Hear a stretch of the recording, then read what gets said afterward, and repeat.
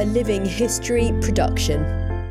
Hi, and welcome to Peter Hart's Military History Podcast. I'm in Gallipoli. This is day 3 of our tour, and I'm on a beach bar. If you can hear the sound of happy revellers, if you can hear the clink of glasses, then you know that we're having a good time. And we're here to discuss today. And today was, what was today? I'm with Gary, lovely, you know who I'm with. I'm with lovely Gary Bain, the talk of East Finchley and the talk of wherever he lives as well. Oh, Tottenham, yeah, you're a Tottenham fan, yeah. I'm an Arsenal fan. Tottenham fan? Arsenal fan. I could see the stadium from your house. You can, Arsenal fan. You know, we've had 1 or 2 heavy days, you know, so we thought... So where were we going today? Well, today we started with X Beach. Helles 2. Helles 2. So X Beach, which Jim Grundy informed me was where he started his love affair, as he described it, with Gallipoli. Strange lad at times, James. It's very strange. Jim, he allows us to call him Jim. Jim. Yeah. One of our great friends. And what did you think of X Beach? So that artillery road down to it's getting a bit tatty, isn't it? Yeah, there's quite a lot of holes down there, and I mean, let's describe the beach.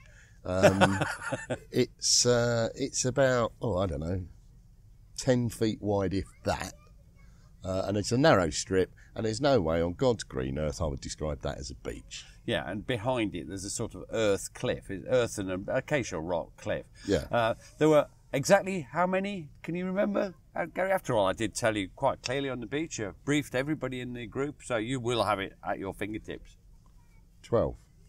Bloody hell, I was not expecting that. Oh, I'd humiliate you in public there, but no, there was 12. And we talked about Captain Lockyer, who was on board HMS Implacable, and he made a big thing that it came very close to the beach and smashed shell after shell, 12-inch, 9-inch, 6-inch, bing, bang, boof, biggie, bang, boof, into the, and how if only everybody else had done this, the landings would have been a success.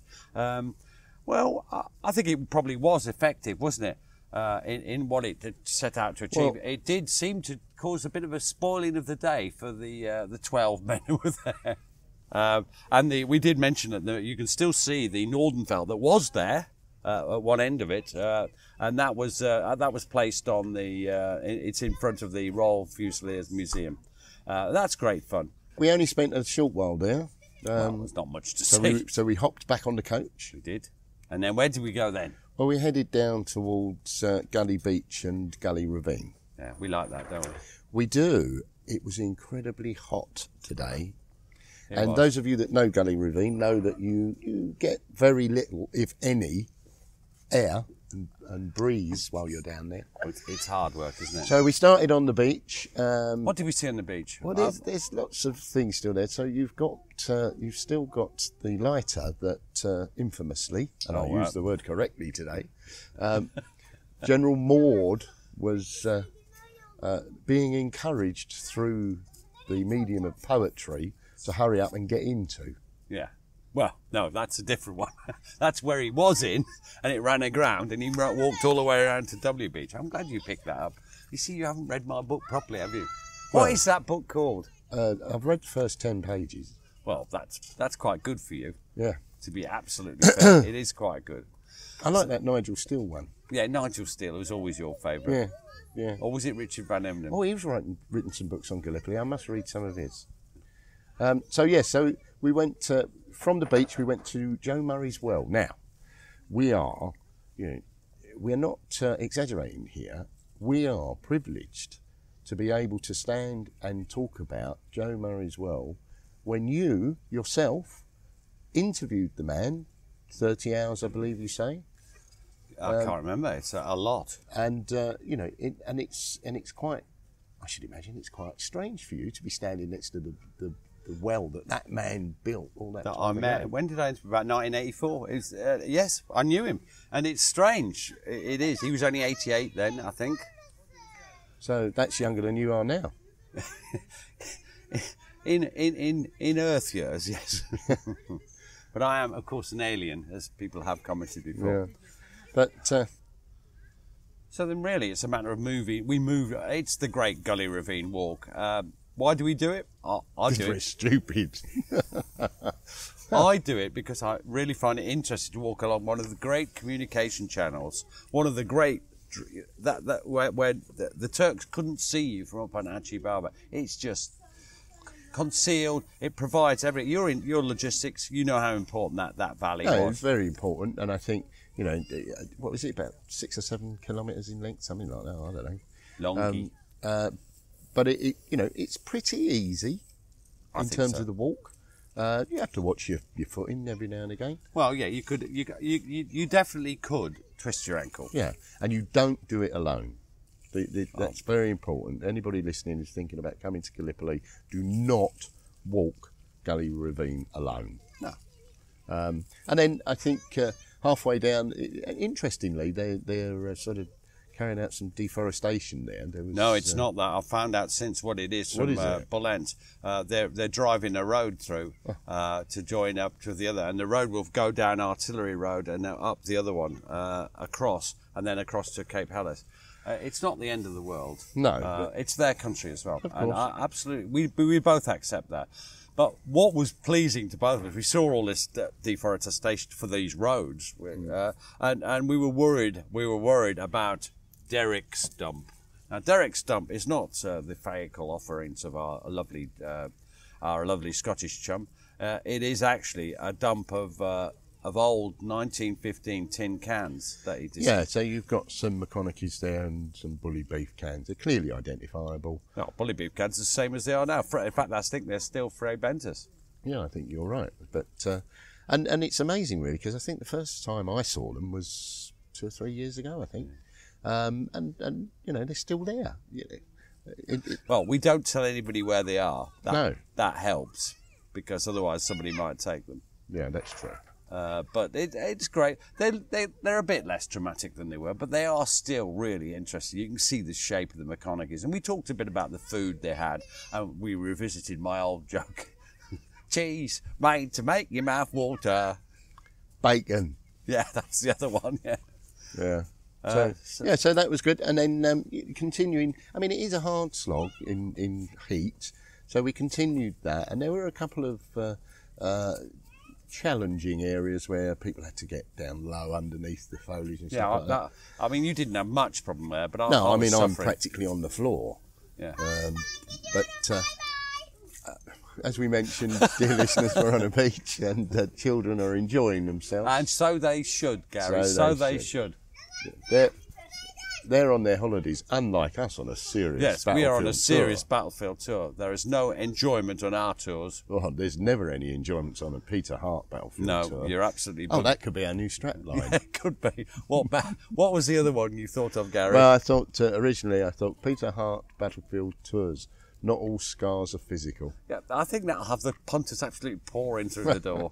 So we went. We took a slight diversion up to. I know I've forgotten the name here. Gagan's Bluff. Gagan's Bluff. Thank you very much. Where again we saluted the work of Bernard de Broglio, who has done a lot of work on that, about the cemetery, about where the football took place. In fact, he wrote an article, I believe, on the football. I've never heard of him. Never heard of him. Oh, Bernie Freiberg. Oh, him, yeah. And then we carried on up, and after it gets a bit of a slog, but we could get through the blockage caused by the collapse of that stuff I used to stand under and shout. For a witty joke, has now cleared away, and you can walk right up to the barricades, which were the front lines just by Frith Walk of the 4th of June 1915, and there we read Savory's account of the 14th Sikhs being slaughtered, attacking both sides and through the gully, and it's difficult to imagine being told to go over the top in those circumstances. Yeah, I mean, we walked. All joking aside, we walked the ravine today with 4 bottles of water, and we're in a bit of a state, frankly, and had to have a bit of a sit down when we got to the front lines. Can you imagine having to fight at the end of that? And of course, the front lines, I think at most 75 yards apart. At most. Yeah, I mean, it's incredible. Now the local dogs come to lick Gary. Hello! Fred has made an appearance. It's a different Fred. We then emerged like heroes from Gully I was Ravine. very glad to see that bus by them to take us to Nuri Yamut. Yeah, normally we walk across there, but it was hot, wasn't it? You seem to have developed a heart, Mr. Hart. Yeah, well, and you'd arranged for the coach to meet us as soon as we emerged. we're a week earlier than we used to be, and this climate, it's just hot. It's, what was it, 34 to 30? Anyway, yes, so we had lunch, very nice lunch. It was, as ever. Yeah, and then we heard from the lovely Bulent. Yes. Rather quite a shocking tale, really. Well, it was a part of the tale I never heard. He told us to tell of Nuri Yamut monument about the man Nuri Yamut, who was a young second lieutenant or whatever in the campaign. Later on, became a corps commander and then a general. And he had he felt bad that all these corpses were left around. And what was it looked like? What did it? It looked like a melon field. Yeah, a melon field. The skulls, the white skulls. And he paid for it himself. He sold his houses. He had 2 houses in Istanbul. He sold those to pay for both of them. He sold both of them. Not sure he was thinking ahead there. No. Well, he might have been what ultimately happened. Oh, yeah. So he sold both his houses, but unfortunately there was a military coup in the 60s. Very early 60s, in which he he unadvisedly, either participated or didn't. Yeah. Probably chose the wrong side, is how it boils down, and was executed for his efforts. I felt so. That was again. As Bullet York was told us that, I had no idea of that. I'd never heard it before, and I found it quite sad that a man who'd done so much for the men who fought with him, not many fought under a second lieutenant, but they fought with him, and it's just rather sad. Now, we left there and we went to 2 cemeteries. We went to Pink Cemetery and we went to... Pink Farm Cemetery. Sorry, Pink Farm Cemetery. Pink Farm Cemetery. And then we went on to your favourite of all cemeteries. Redoubt Cemetery. And why is that my favourite, Gary? You attract the local wildlife, particularly bees and wasps. Wasps it was, Gary. And I was stung, and my hand swelled up to 3 times the usual size, which enabled me to do great funny things. Yeah. Of course, some of my colleagues, some fears, as it didn't seem to be going down for 2 or 3 days, but it went down and everything was all right. And the doctor says it's an allergic reaction. I'm not too worried. The doctor doesn't like me either. Have you been stung in the head? Yes, my head has swelled. But no. Are you saying I'm big-headed? So we no, not at all. So we spent a little time there. There was a couple of stands in the corner. I rested under a tree at the other end. You did. You rested under whose James. tree? This is a bit of a test. Oh, I have no idea. George Douglas tree. Thank you very much. One of the sole. I did take a photograph of it. One of the sole individual memorials on Gallipoli, and it's nice. It's a lovely oak tree. Yeah. And it's under that bloody oak tree I was stung, so I've got nowhere bloody James and near I it. stayed there, but we could hear Roger's booming voice from the other end. Hey! Roger Chapman, a great friend of ours, and fellow, what is he? I don't know, chum. Fellow chum. Yes. Yeah, he's a fellow chum. And then we left there, and I think from there we went into Krithia, did we not? No, we went to the Quadrilateral first. I nearly missed a fantastic part of the day.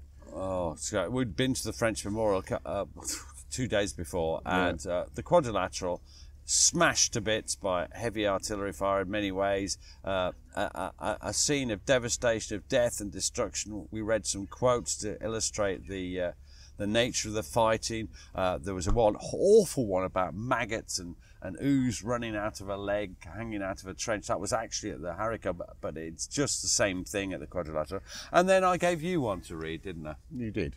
What can you give, if you can remember, and I always worry about you sometimes, can you remember the essence of that quote that you read only 4 hours ago? Well, the name of the individual was Cornelius, and I'm going to get it wrong, but... De Bruin. De Bruin, which means John the Bear, because he was British.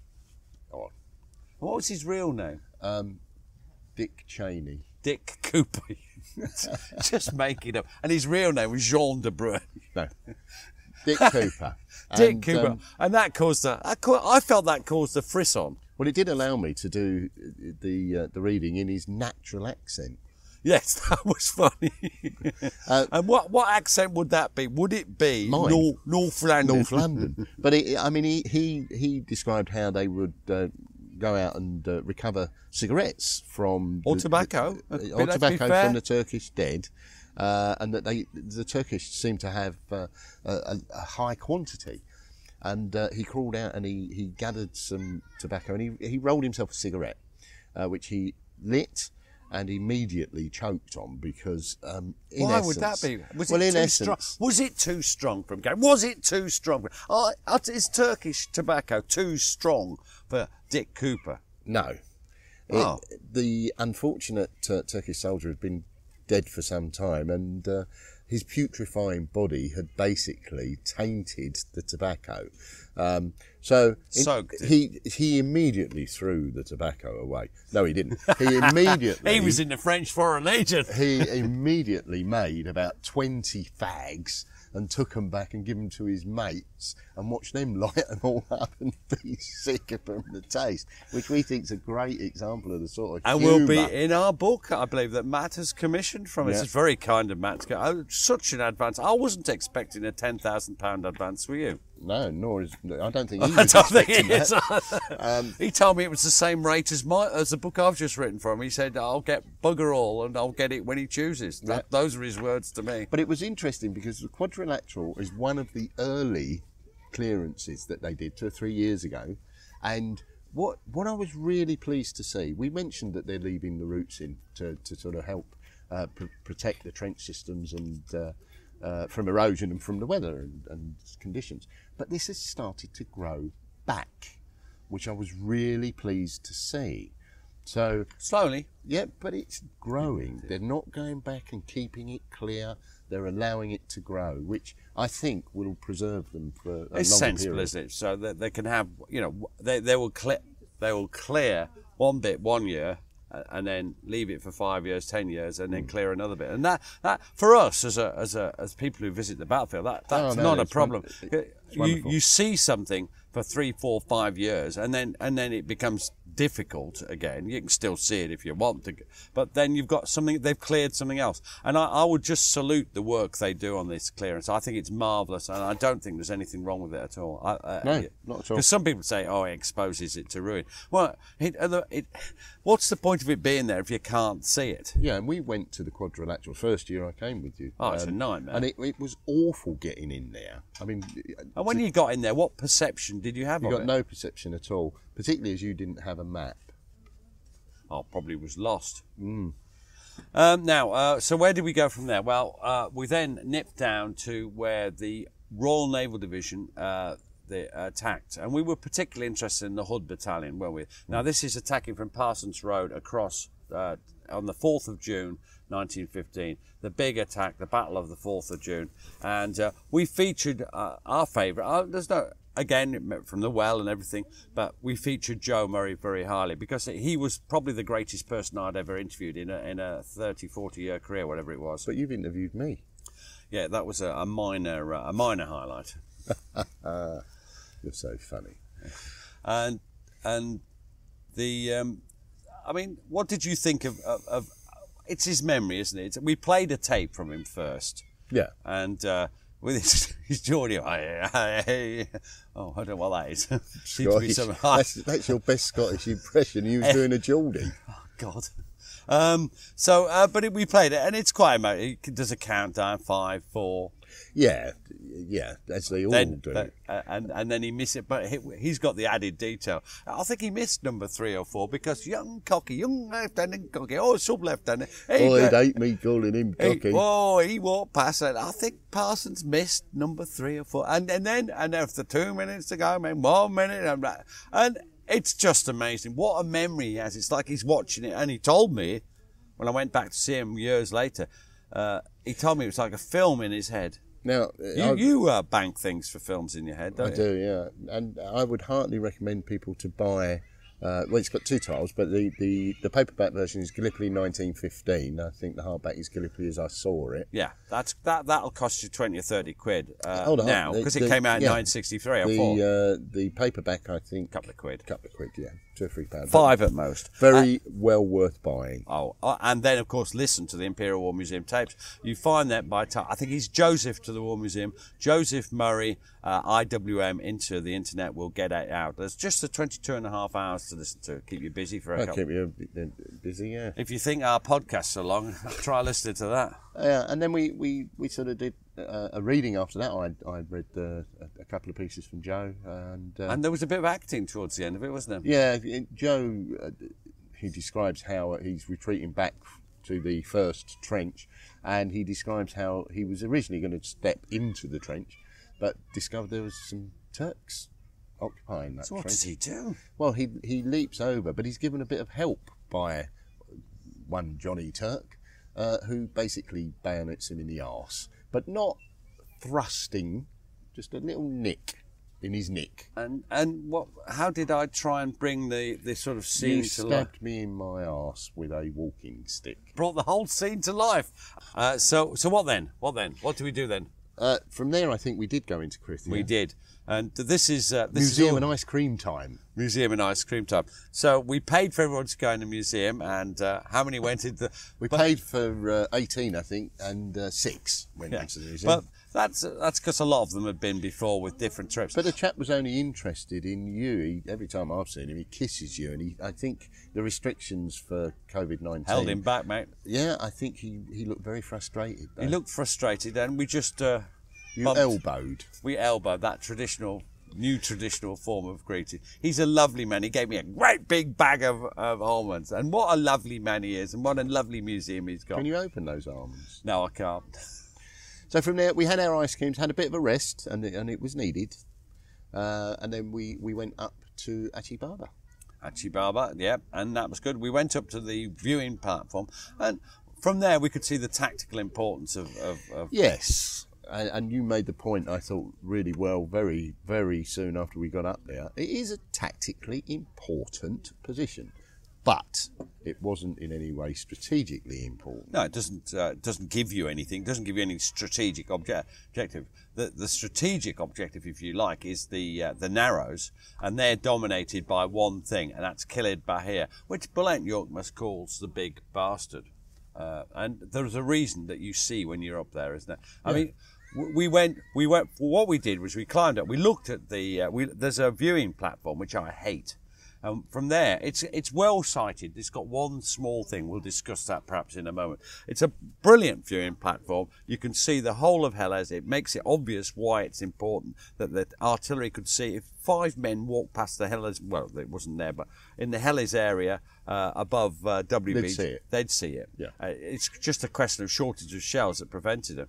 But there's one small fault with that viewing platform, wasn't there?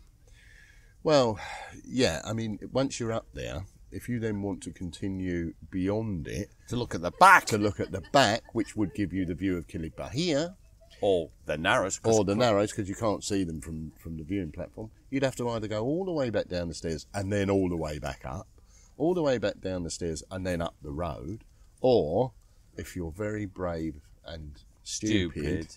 You climb over the back of the viewing platform. I believe you hurt your tummy. My tummy seems to stick out and get scrunched by because you're a fat git. I can't believe you'd say this. But it's just stupid. They just need either. No offence. But yeah, so we climbed off the back. It's stupid. It's a stupid thing to do, listeners, and don't ever do it. But we normally do.